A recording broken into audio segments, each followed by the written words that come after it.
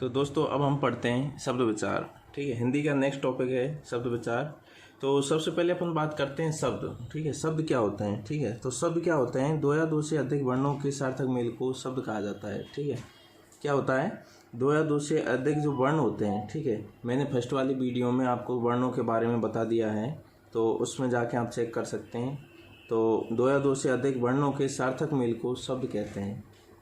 हिंदी के शब्दों का वर्गीकरण चार आधारों पर किया जाता है। ठीक है, जो हिंदी के शब्द हैं उनका वर्गीकरण चार आधारों पर किया जाता है। पहला है उत्पत्ति, स्रोत, इतिहास के आधार पर। उसके बाद में है दूसरा व्युत्पत्ति, रचना या बनावट के आधार पर। तीसरा है रूप, प्रयोग, व्याकरणीकरण, विवेचन के आधार पर। और चौथा है अर्थ के आधार पर। तो इस प्रकार शब्दों का वर्गीकरण हो गया अपना। और उसके बाद में अपन फर्स्ट वाली में बात करते हैं। फिर उत्पत्ति, स्रोत या इतिहास के आधार पर शब्द चार प्रकार के होते हैं। ठीक है, इनका वर्गीकरण पढ़ेंगे उत्पत्ति के आधार पर। तो पहला है तत्सम शब्द। पहला शब्द क्या है, तत्सम शब्द।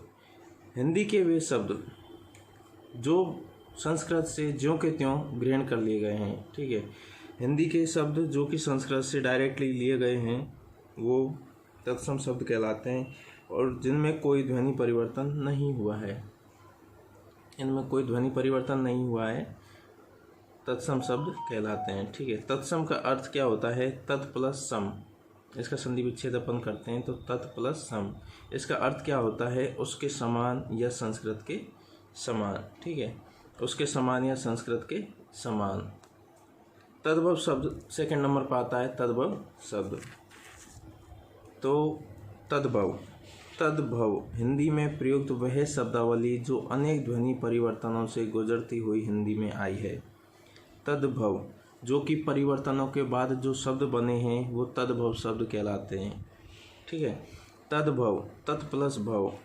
इसका अर्थ होता है उससे होना, अर्थात संस्कृत शब्दों से विकृत होकर बने हुए शब्द। ठीक है, क्या है, संस्कृत शब्दों से विकृत होकर बने हुए शब्द तद्भव शब्द कहलाते हैं। ठीक है, जैसे कि अब हम बात करें तत्सम और तद्भव शब्दों की। ठीक है, मैं आपको बता देता हूँ। अश्रु, तत्सम में अश्रु को, तद्भव में क्या बोला जाता है, आंसू। ठीक है, चंद्र जो तत्सम शब्द है उसको चांद बोला जाता है। शर्करा को शक्कर बोला जाता है।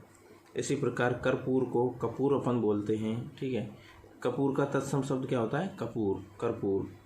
ईंट का इष्टिका। ठीक है, और उष्ट का ऊंट। ठीक है, क्योंकि तत्सम शब्दों से इसका तद्भव में रूपांतरण हुआ है। ये संस्कृत के शब्द हैं, जो तत्सम शब्द हैं वो संस्कृत के शब्द हैं, और संस्कृत के शब्दों से ही अपन तद्भव में हिंदी के शब्द पढ़ रहे हैं। ठीक है, उसके बाद में है तीसरे नंबर पे है देशज शब्द, देशज या देसी शब्द। ठीक है, इस पे पहला है ध्वन्यात्मक अनुकरण पर गढ़े हुए वे शब्द जिनकी व्युत्पत्ति किसी तत्सम शब्द से नहीं होती है, इस वर्ग में आते हैं। ठीक है, देशज शब्द अपन नॉर्मल ही इससे पता लगा सकते हैं कि देशज शब्द या देसी शब्द ये वे शब्द होते हैं जो अपनी देसी भाषा में रोज प्रयोग किए जाते हैं या रेगुलर काम में आते हैं। ठीक है, ये वे शब्द होते हैं। ठीक है, उसके बाद में मैं आगे बताऊं देशज शब्द कौन कौन से हैं। ठीक है, देशज शब्द वे शब्द हैं जो कि अपन रेगुलर अपन देसी भाषा में यूज करते हैं। देशज, देश प्लस जय, मतलब देश में जन्मा हुआ शब्द। जैसे कि अपन कहते हैं भोंपू, तेंदुआ, टट्टू, फटफटिया इत्यादि अनेक शब्द। इस प्रकार से बहुत शब्द हैं अपने देशज शब्द हैं। दूसरा है आदिवासियों से प्राप्त शब्द भी देशज शब्द होते हैं। ठीक है, जो आदिवासी हैं उनसे जो शब्द प्राप्त हुए थे अपन को, वो भी शब्द अपने देशज शब्द आते हैं। जैसे कपास, कोडी, केला, तांबुल, बाजरा, भिंडी, काच, कोटी इत्यादि। ठीक है, ये अपने देशज शब्द हो गए। उसके बाद में नेक्स्ट है अपना विदेशज शब्द, विदेशज। इससे पता चल रहा है कि वे शब्द हैं ये जो कि विदेशी भाषाओं से लिए गए हैं, विदेशी भाषा से आए हैं। ठीक है, हिंदी में जो विदेशी शब्द हैं मुख्यतः दो प्रकार के होते हैं। हिंदी में विदेशी शब्द दो प्रकार के होते हैं, मुस्लिम शासन के प्रभाव से आए हुए अरबी फारसी के शब्द, और ब्रिटिश शासन के प्रभाव से आए हुए अंग्रेजी के शब्द। पहले राजा महाराजाओं के टाइम पर मुस्लिम शासन का प्रभाव था, उसके कारण अरबी और फारसी के शब्द आए हैं कुछ, और अपने देश पर अंग्रेज़ों का शासन था, ठीक है, तो उसके कारण अंग्रेजी शब्दों की उत्पत्ति हुई है, तो अंग्रेजी शब्द भी अपने आए हैं, ठीक है। विदेशज, विदेश प्लस जय मतलब विदेश में जन्मा, ठीक है, ये इसका होगा। हिंदी भाषा में लगभग 2500 तो अरबी शब्द हैं, कम से कम 2500 शब्द अरबी के आए हैं, 3500 शब्द फारसी के आए हैं, ठीक है, और 3000 अंग्रेजी के शब्द प्रयुक्त हो रहे हैं। जो अपनी हिंदी है, जो राजभाषा है हिंदी, ठीक है, इसमें कम से कम 2500 अरबी के, 3500 फारसी के और 3000 अंग्रेजी के शब्द प्रयुक्त हो रहे हैं, ठीक है। दूसरा है रचना के आधार पर। रचना के आधार पर 3 प्रकार के होते हैं, ठीक है। रूढ़ शब्द, रूढ़ शब्द क्या होते हैं? जिन शब्दों के सार्थक खंड नहीं हो सकते हैं और ज्यों के त्यों अन्य शब्दों के मेल से नहीं बने होते हैं, मतलब खुद का ही रूप होता है। ये शब्द ऐसे शब्द होते हैं जो विभाजित करने पर उनका कोई अर्थ नहीं होता, जैसे कि घर, जैसे हम घर बोल दें तो घर को अगर हम जैसे घे प्लस रे करेंगे तो ना तो घे का अर्थ होगा न रे का अर्थ होगा, मतलब एक निरर्थक खंड होता है, ठीक है। अतः इस प्रकार के जो शब्द होते हैं वो रूढ़ शब्द होते हैं, और इसको जोड़ने पर फिर घर शब्द का अर्थ होता है। इसके अन्य उदाहरण हैं जैसे कि पैर, रात, हाथ, दिन, मुंह, घोड़ा आदि, ठीक है। इस प्रकार से ये हैं, ये शब्द हैं जैसे पैर, रात, हाथ, दिन, मुंह, घोड़ा आदि। दूसरा अपन बात करें यौगिक शब्द। यौगिक शब्द क्या होते हैं? यौगिक का अर्थ मेल से बना हुआ होता है। जो शब्द 2 या 2 से अधिक शब्दों से मिलकर बने होते हैं, मतलब 2 या 2 से अधिक शब्दों से मिलकर बने शब्दों को यौगिक शब्द कहा जाता है, ठीक है। इनको अपन क्या खंडित कर सकते हैं, इनका खंड कर सकते हैं, जैसे कि राजपुत्र। राजपुत्र का क्या है? राज प्लस पुत्र, ठीक है। जैसे कि जन्मभूमि, पाठशाला, स्वामी भक्त, विद्यालय, विद्या प्लस आलय, विज्ञान, वी प्लस ज्ञान, सामाजिक, ठीक है। इस प्रकार से ये अपने यौगिक शब्द होते हैं, ठीक है। तीसरे में बात करूं तो तीसरा है योग रूढ़ शब्द, ठीक है। योग रूढ़ ये क्या होते हैं? ये वे शब्द होते हैं जो यौगिक तो होते हैं परंतु जिनका अर्थ रूढ़ हो जाता है। ये शब्द क्या होते हैं? ये यौगिक तो होते हैं परंतु इनका जो अर्थ होता है वो रूढ़ हो जाता है। योग रूढ़ शब्द सामान्यतः या साधारण अर्थ को छोड़कर विशेष अर्थ बताते हैं। जो योग रूढ़ शब्द क्या होते हैं? सामान्य अर्थ को छोड़कर कोई विशेष अर्थ बताना स्टार्ट कर देते हैं, जैसे कि पंकज। पंकज, पंकज का मतलब होता है पंख में जन्मा, इसका साधारण अर्थ है पंख में जन्मा, जबकि अपन पंकज को हिंदी भाषा में कमल बोला जाता है जो विशेष अर्थ में परिवर्तित हो गया। अतः पंकज योग रूढ़ शब्द है, ठीक है। इसके अन्य उदाहरण कौन कौन से हैं? जैसे कि दशानन, लंबोदर, पीताम्बर, जलज, नीलकंठ, गिरधारी। मतलब अपन कहें कि बहुब्री समास के, मैं आपको एक बात बता देता हूँ कि बहुब्री समास के जितने भी उदाहरण हैं वो योग रूढ़ शब्द में आते हैं। बहुब्री समाज के, इनका बहुब्री समाज के क्या हैं? जैसे कि दशानन, 10 हैं जिसके आनंद, कौन हो गया? रावण हो गया। जैसे कि लंबोदर, लंबा है जिसका उदर, ठीक है, ये तो सामान्य अर्थ हो जाएगा इसका, ठीक है। बट कौन हो जाएंगे? गणेश जी। पीला है अंबर, ठीक है। जलज, नीला है जिसका कंठ, अपने भोले बाबा महादेव जी, ठीक है। तो ये हो जाएंगे। फिर उसके बाद में अपन बात करते हैं रूप या प्रयोग के आधार पर, ठीक है। रूप या प्रयोग के आधार पर 2 प्रकार के होते हैं शब्द, ठीक है। पहला होता है विकारी शब्द, ठीक है। विकारी शब्द क्या होते हैं? जिन शब्दों में लिंग, वचन, कारक या काल के कारण विकार उत्पन्न होते हैं। विकारी शब्द क्या होते हैं? जिनमें लिंग, वचन, कारक या काल के अनुसार विकार उत्पन्न हो जाते हैं, विकारी शब्द कहलाते हैं, ठीक है। हिंदी में 4 विकारी शब्द होते हैं, ठीक है। संज्ञा, सर्वनाम, विशेषण और क्रिया, ठीक है, 4 होते हैं। तो फर्स्ट में बात करेंगे संज्ञा। जैसे कोई घोड़ा हो गया, ठीक है। घोड़ा के लिंग, वचन, कारक के अनुसार कैसे हो जाएगा? घोड़ा का घोड़ी, घोड़े, घोड़ियाँ, घोड़ों, घोड़ियों। वचन भी, कारक भी, काल भी चेंज हो गया, ठीक है, सारी चीज़ें चेंज हो गई। इसी प्रकार सर्वनाम, जैसे कि मैं, ठीक है। सर्वनाम के अनुसार जैसे कि मैं, ठीक है, तो मैं का क्या हो जाएगा? मुझ, ठीक है। मुझे, मुझी, मेरा, मेरी, मेरे, ठीक है। जैसे हम का हमें, हमी, हमारा, हमारी, हमारे, बहुवचन में हो जाएंगे इनके। वचन, कारक सब चेंज हो जाते हैं, जैसे वे, उन्हें, उन्हीं, उनको, उनसे, ठीक है। इस प्रकार से ये हो जाते हैं। फिर तीसरे नंबर पर आता है विशेषण। विशेषण विशेषण क्या होता है, विशेषता बताने वाले शब्द भी चेंज हो जाते हैं, इसमें विकार उत्पन्न होते हैं, जैसे कि अच्छा, अच्छी, अच्छे, नया, नई, नए, ठीक है, सुना, सुनी, सुने।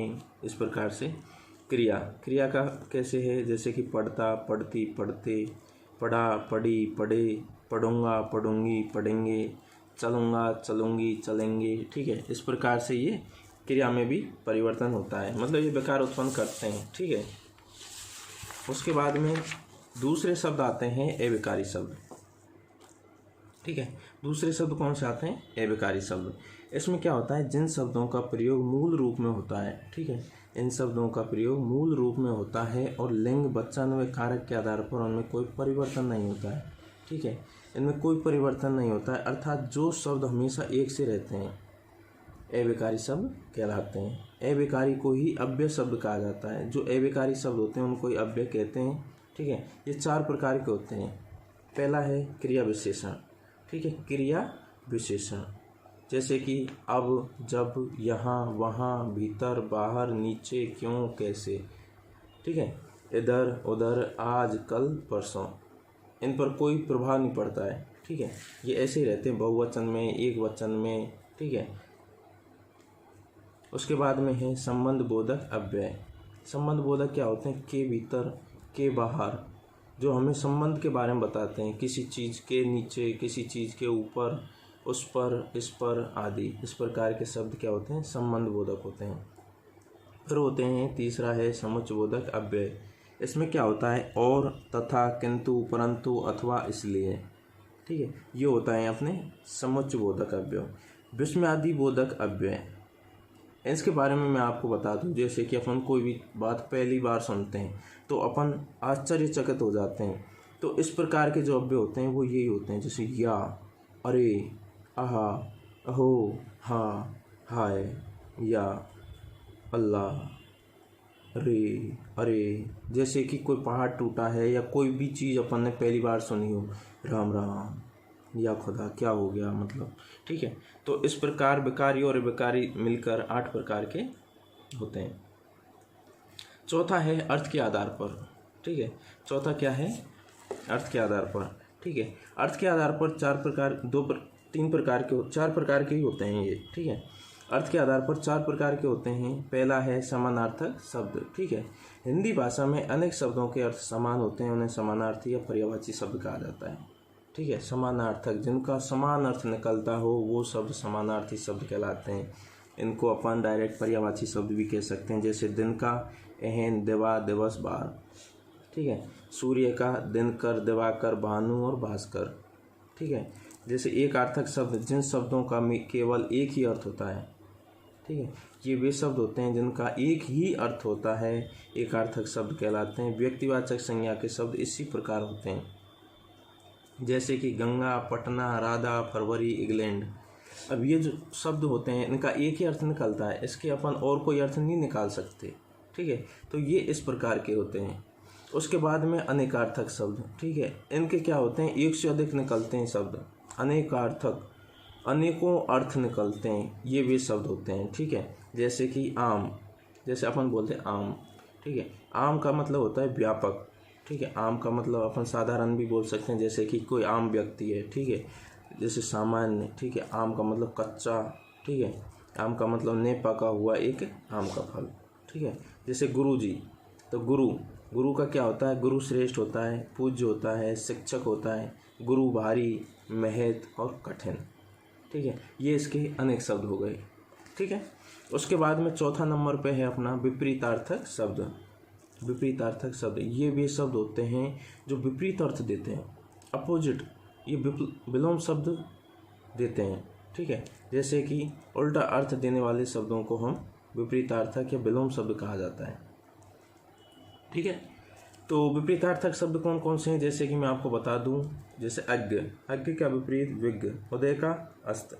उदय मतलब जैसे सूर्य उदय हुआ तो सूर्य को छिपना भी है तो उसको अस्त बोला जाता है, ठीक है। जैसे कोई संख्या दीर्घ है या कोई भी चीज़ बड़ी है तो उसका लघु मतलब छोटा होगा, ठीक है। जैसे चल है जो चल सकती है उसका अचल होगा, जैसे इंसान चल सकता है, पेड़ पौधे नहीं चल सकते तो उनको अचल में, ठीक है।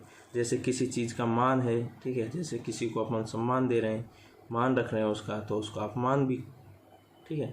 तो सुपुत्र, जैसे अच्छा कोई पुत्र होता है किसी का, ठीक है, तो उसको उसका जो अपोजिट होता है कि यार ये तो कुपुत्र है, ठीक है। तो इस प्रकार से इसके विपरीतार्थक शब्द में विलोम शब्द आते हैं, ठीक है। तो ये हो गया आज का अपना चैप्टर, ठीक है दोस्तों।